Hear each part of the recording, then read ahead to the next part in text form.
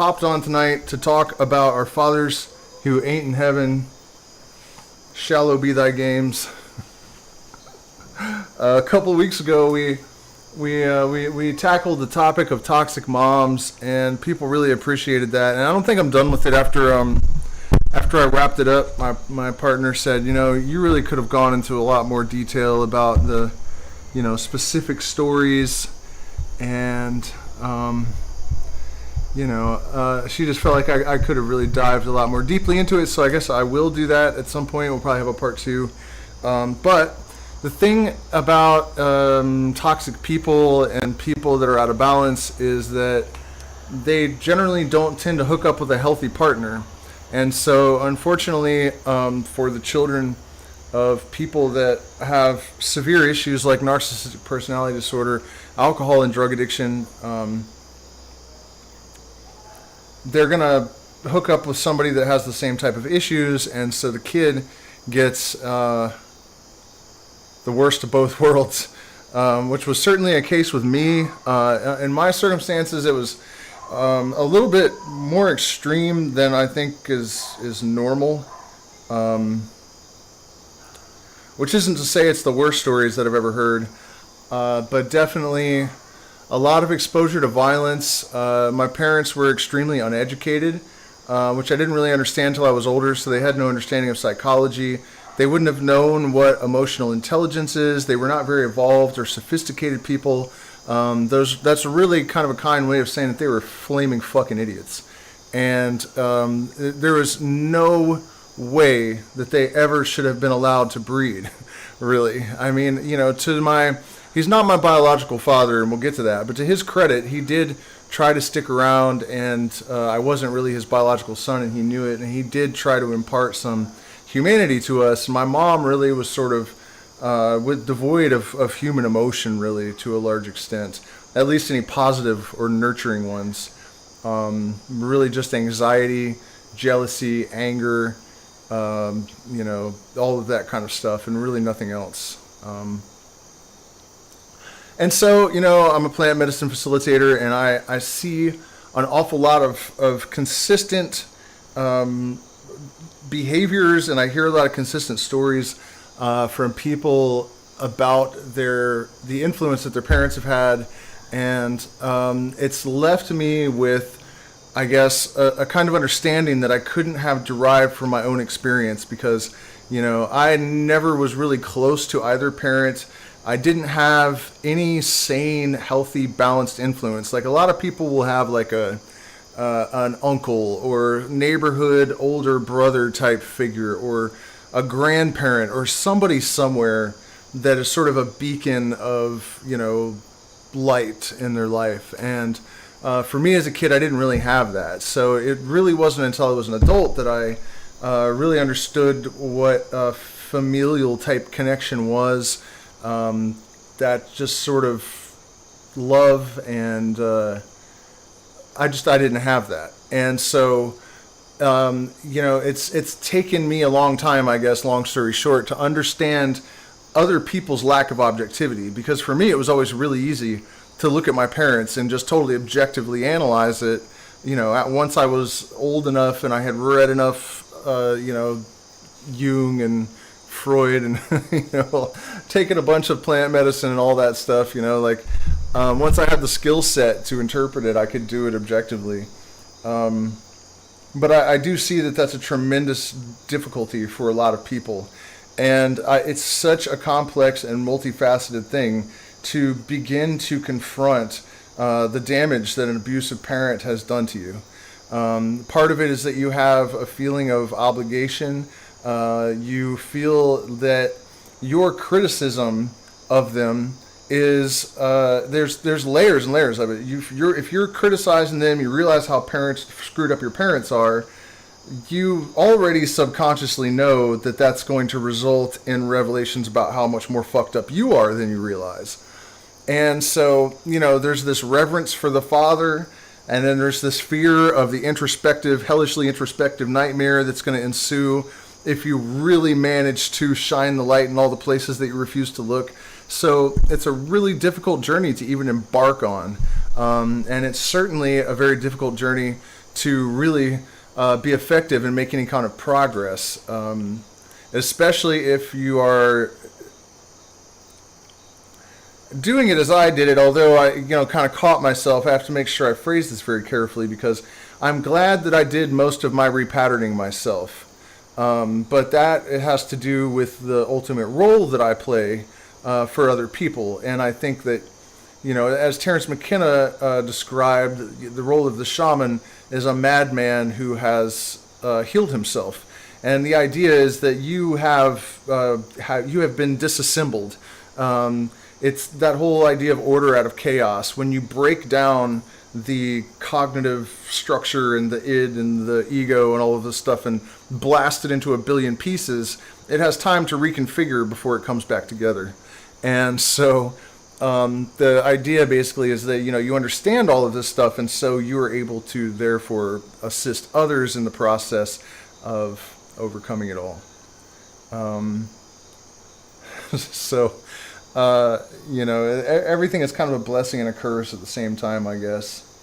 And it's difficult for me to figure out where to start because I had so many different elements of this subject. The violence, the violence between my parents. I can remember being a little kid and my dad came home on LSD one night and my mom freaked out and started choking him, and then he punched a hole in the wall, and then my mom told me one time when I was a toddler, they were driving down the street and my dad punched her in the face until one of her teeth was dangling by a thread, but then she had all of her teeth, so I don't know if I believe that story in the end. But definitely, I witnessed some degree of violence between my parents, lots of screaming and fighting, and my father, I guess, we talk a lot about toxic masculinity, and I tend to see a lot of that narrative as being doing more harm than good, right? But in the case of my dad, it was all bad. This idea that, it didn't help that he was like a biker gang affiliated sort of outlaw character, and so he believed he was doing the right thing, but I was basically raised to perceive my own worth in large part relative to how dangerous I was and how afraid of me people were, and I realized later as an adult that one of my main objectives in life had been to out evil my father, to become a bigger drug dealer, to be a more vicious fighter, to have a higher body count than him. And I'm not talking about women. So, it was really, really extreme kind of version of this toxic masculinity. And so I apologize if some of you can't relate to it, but it's, I'm sure there's a lot of people out there that deal with it to a lesser degree. But yeah, that was basically the early imprinting that I got, that, you just had to be terrifying and dangerous without any restraint or limitations. And so, if you analyze that and take it a little bit further, what was actually behind my father's, what was his motivation? And of course it's insecurity. He was, 5'7", not successful at anything really. Drug and alcohol problems. His dad was extremely abusive. So he was a very small person. And so, he also made himself, I think, feel bigger by abusing me, and also I wasn't his biological child. My little brother was, and I didn't know that. So he would do things like he would look for an excuse to leave me at home while he took my little brother sledding and stuff, And so I had no idea why. I didn't know that there was some priority or that, he had like a more deeply invested with my little brother because it was his biological son. I didn't find that out until I was like 11 years old.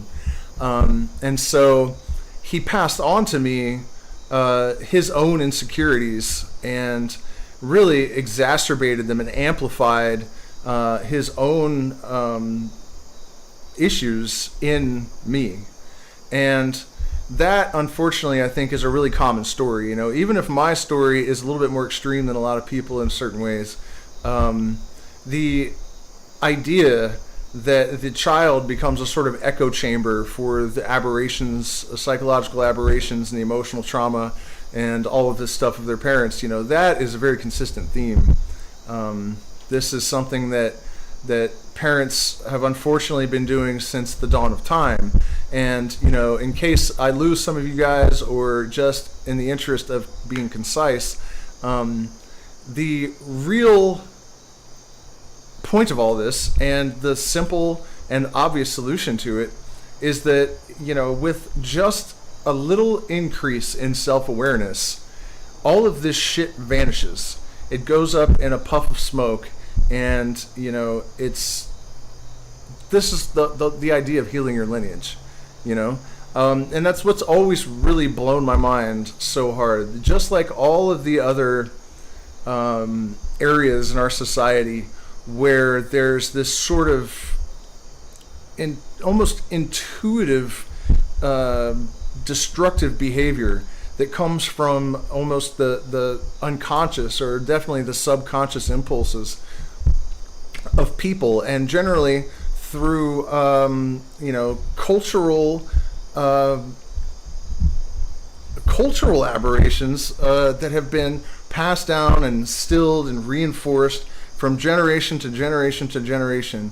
And all it takes to stop it is for one person to wake up and to have self-awareness, to develop the analytical skills to look back over their own life, figure out the causes of their aberrant behaviors, and repattern themselves. I mean, it is incredibly simple, and we have the tools that we need to put an end to this crap, you know? Yeah, so, you know, if you guys watch the toxic mothers thing, you have some idea of what was going on that side of the coin. You know, so we had this other guy who's resenting me because I'm not his actual biological child. He has drug and alcohol problems.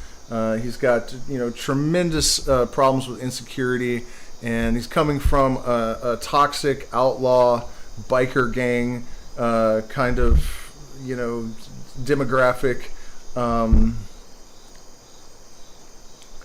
And so he wasn't really around very often by the time I was like 11. And so my parents split up, and my mom started dating this other guy. And one day she sat me down on the couch and she said, well, I have something to tell you. And I just said, Jeff's not my father, and Jeff is. And right, could this get any more Jerry Springer? So Jeff, the sequel, you know, her new boyfriend Jeff, and my little brother's father were also Jeff. They had the same name. And so she told me, you know, we lied to you about who your father was, and it's actually, you know, this other guy. And so, of course, once they broke up, he vanished. And my mom just kind of had a revolving door of sort of disinterested husbands. And, you know, aside from the fact that they were kind of like ignorant white trash with a lot of emotional problems, they were also poor. And I have realized over the years that poverty is definitely a sort of abuse in and of itself. And I don't think that a lot of people in our society that haven't experienced it, and even a lot of people that are neck deep in it, don't really understand what it takes to overcome the conditioning of childhood poverty. If your parents don't know how to manage money, they cannot teach you financial literacy, right? Like, I was never told that I should save money my whole life and have like a life savings. No one ever explained credit and credit scores to me. Nobody mentioned any of this stuff. You know, I never had an allowance. I didn't have, you know, I mean, I don't think I had $100 all at once until I was probably like 19 years old or something. and then all of it, none of it, just like everything that normal people learn from their parents about navigating life, like how to deal with women, and nothing about sex. I mean, and it's crazy as I've gotten older and older, and really, like, days go by, and it seems like I almost never fail to notice at least one thing that if I had a father, I would have known, and it would have changed my life as a child. It's incredible, like, the volume of suffering and confusion and wasted time and just so much that could have been so different so easily.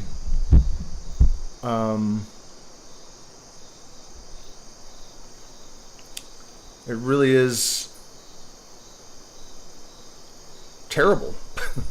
It's really and truly terrible, and I also, it could just be my experience, but I think that a lot of us, including myself, I've always considered myself a very progressive person. I would have identified as a liberal, I think, most of my life, not most of my life. Through my 20s into my 30s, I probably would have said that. And, in our effort to be progressive, I think a lot of the people on the left have basically lost their fucking minds. But even where there is just a little bit of confusion, some of the things that we think are progressive and positive and that we should embrace, I don't think that the narratives are quite correct.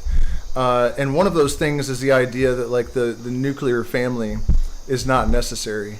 I know that there are exceptions to this rule. I know that there are fathers out there stepfathers, I guess I should say, who are not a biological child's father,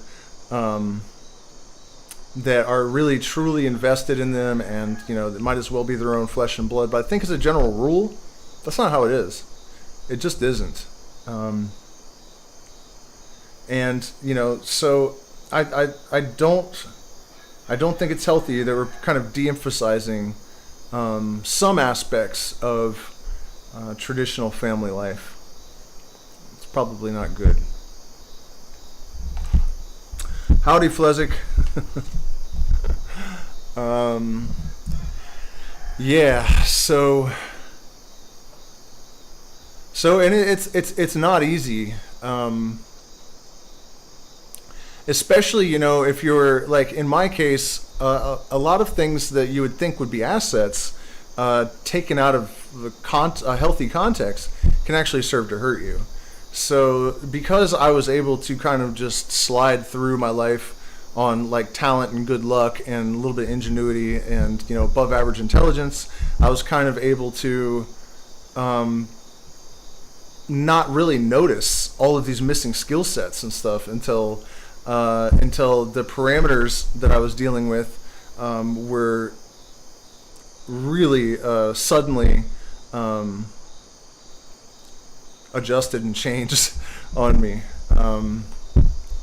And so, it took much longer than it really should for me to really fully understand what I had missed, and how much needed to be compensated for, and we're in luck because we do have the tools to overcome these things, and we have people like myself and many others out there that are willing to share our experiences and try to help other people to make sense out of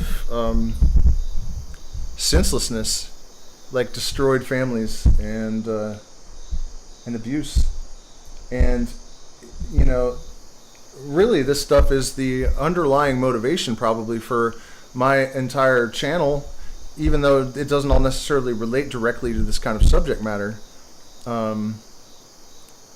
At the end of the day, it's all about developing our awareness, our sense of connectedness to the greater universe, but mostly really just expanding our own awareness of ourselves and learning to relate to the external world in a meaningful way. And if I really have to boil it all down and strip it away and say, what would have saved me from my parents, other than getting rid of them? And the answer is just a little bit of elevated consciousness. That's all that was needed. That's all that was needed. And so, as victims of abuse or absentee fathers or mothers, that is our primary charge, and the reality is that almost all of us are, my first 10, 15 years as an adult were pretty bumpy, to say the least. I had a tremendous amount of demons that I had to work out. And it's a miracle that I'm not dead, that nobody else is dead. I did manage to go to prison. I did manage to develop drug habits, which I think led to health problems. And, it was not easy to untangle myself from this tar pit trap.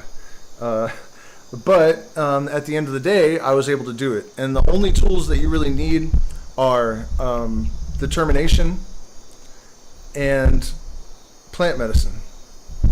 And I'm not saying that you shouldn't avail yourselves of other tools like support networks and love and good friends. But really, it is possible to reverse all of this programming. Speaking from experience, I used to be a pretty genuinely scary person under certain circumstances. And I can say with certitude that if I'm able to reverse all of this stuff without the assistance of really anyone, to the extent that I have, and you guys, a lot of you have watched me just acquire new skill sets, and the rug get pulled out from underneath of me through no fault of my own, and not, just like, what do you call it, acts of God. And even though I had less aptitude with a lot of just using a computer, even a few years ago, I've been able to sort of just like reinvent, redefine, and sort of adapt on the fly. And I think that in a lot of ways, my limitations are probably, I feel like, I guess what I'm saying is that if I can do it, so can you, and you just have to do the obvious things. That's the crazy part about it. You really, when a person states the thing that they believe is keeping them from transcending their current state or status or whatever it is, the answer to their problem is usually in that, they have recognized it. But usually that's all people do. They will define the obstacle, but the obstacle is, somehow unsurpassable. And, and I figured out that what you really have to do is, if you don't understand money and finances and you don't have money and finances, then you need to learn about money and finances. And in order to do that, all you have to do is get on the internet and start researching. You know what I mean? So, without getting into like a ton of depth about this, you guys kind of probably get what I mean. Whatever it is that you need to learn, whatever information you need access to, is actually there for you. And so as soon as you're ready to stop making excuses and actually take responsibility for saving yourself, that's what'll happen. So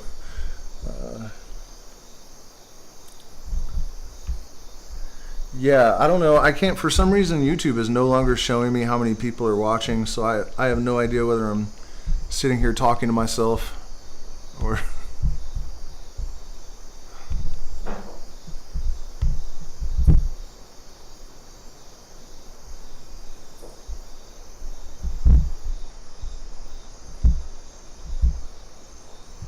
Yeah, I don't know if it's a glitch in the stream or what, but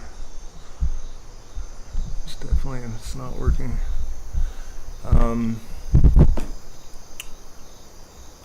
Yeah, you know, and I feel like I had a ton of other stuff to say about this. Um, but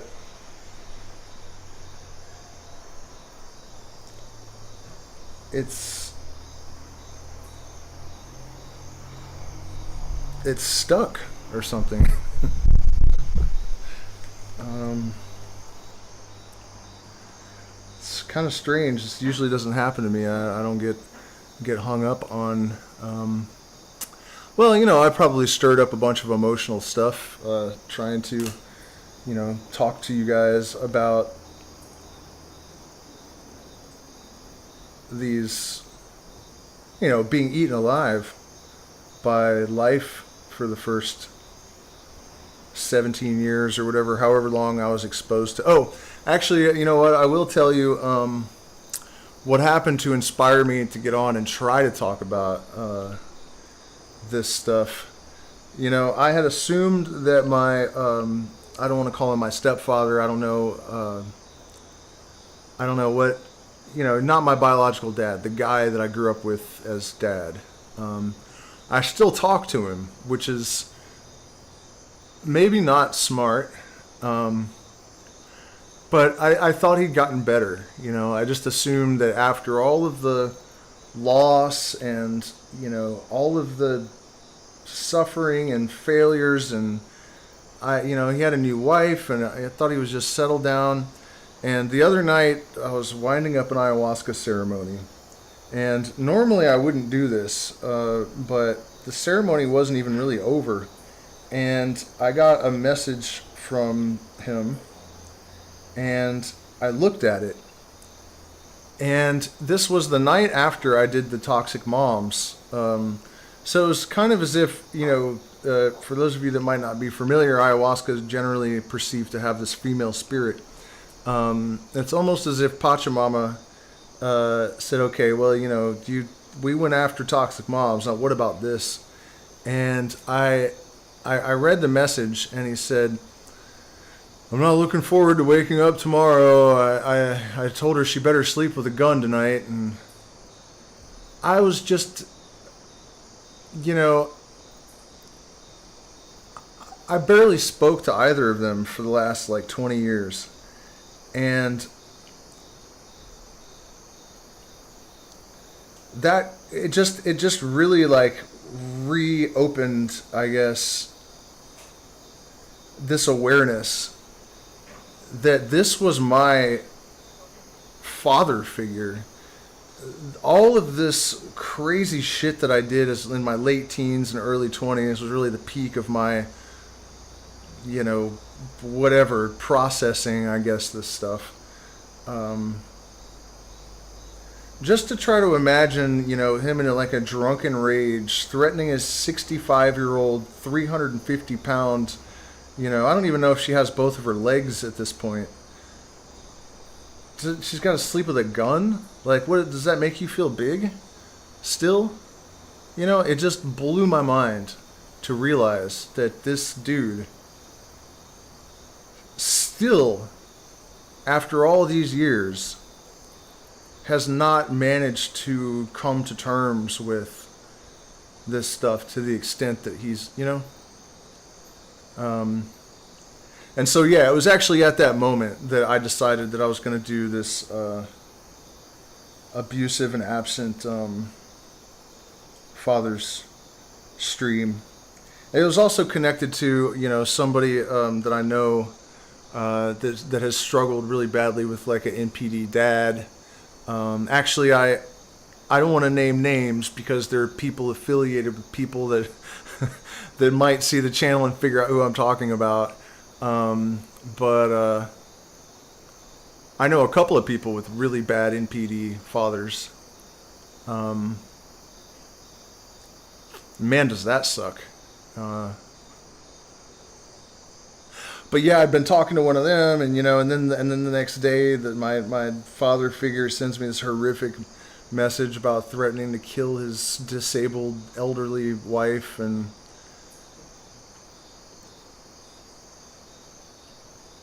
it's just really something else, you know. And then, you know, I'm a father now, right? And so I have this obligation, duty, privilege to ensure that this influence from both my mother and father does not manifest in my own interactions with my own child. And, you know, to be honest, I think the kind of like rough, quit your crying boy kind of, you know, I think that's probably about as bad as it gets. And so I can live with that. I think people might be a little bit too soft these days anyways. Bullet point of that presentation, however, is that, you know, you can resolve this stuff and you can do it yourself. And basically the process is just a matter of, you have to go back through it all. You have to look at the specific incidents, the major ones in particular, and you have to have the capacity to analyze the impact that it had on you, to see how it's come out in your life. You know, and you can use plant medicine, meditation, and basic principles of psychoanalysis to deal with this all yourself. You know, you can work with a good medicine facilitator, you can get a therapist, you know, but it's even possible, really, to develop the self-awareness and the self-discipline and to have the motivation to exercise your own demons.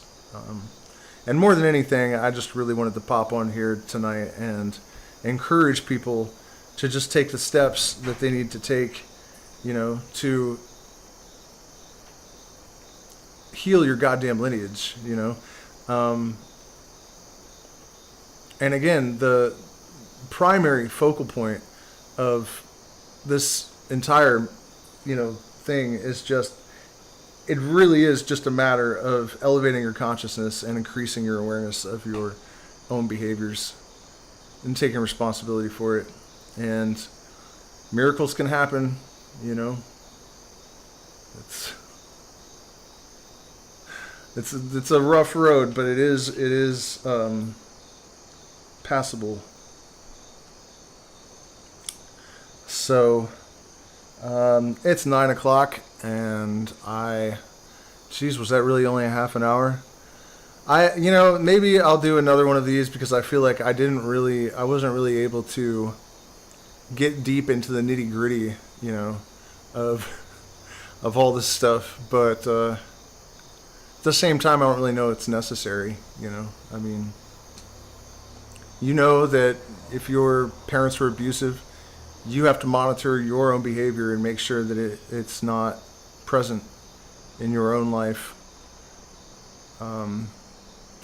You know that if you're a father, you need to be present in your child's life. You know, it's almost silly to do. You know, while I'm sitting here thinking about doing this live stream, it's like, what is there really to say about this stuff? You know, everybody knows that they shouldn't be evil, and yet that doesn't stop a lot of them.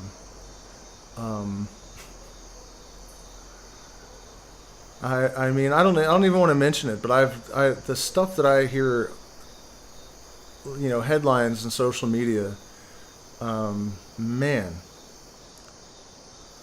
I guess, you know, the most frustrating thing is just that I know from personal experience that these medicines that they banned, knowing what they could do in terms of averting all these kind of behaviors, you know, and also the education system.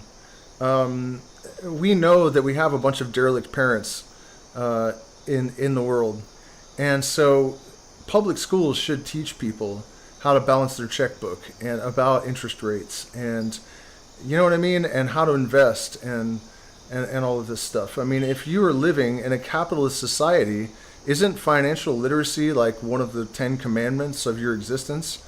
It just really is remarkable But for me and my particular mission, just the fact that we had researchers, at least as far back as the early 1950s, that were commissioned to inform the federal government what to do with psychedelics and psychedelic therapy, and they banned them and put everyone in jail that possessed them and sold them. I really don't think that it's almost impossible to overestimate the impact that had, in terms of our inability to curb the tide of addiction. Depression is linked to addiction. All of this violence is almost always linked to addiction, and so much progress, so much suffering could have been ameliorated if psychedelic medicine hadn't been outlawed. It's really a travesty. And so I went out into the jungle today to meet with a new partner in our medicine journey. It's another Quechua community way out in the jungle, of course. And it's a great place. It's in Archidona. So look forward to some videos that we're going to make about that. I'm going to exchange them English lessons for Quechua. So that's going to be cool. I've been looking forward to learning Quechua for a while. And so, yeah, soon, within a couple of days, all of my live streams will be emitted from deeper in the jungle, way out in Archidona. And so in the meantime, I've got to pack and prepare to move. So thank you guys so much for spending this time with me. I hope there was something useful to everyone here. We almost have the Mama Celia video ready to post. So look forward to seeing that. And thank you guys all so much for your support. Please hit the like button, share, subscribe, support us on Patreon, and I will see you soon.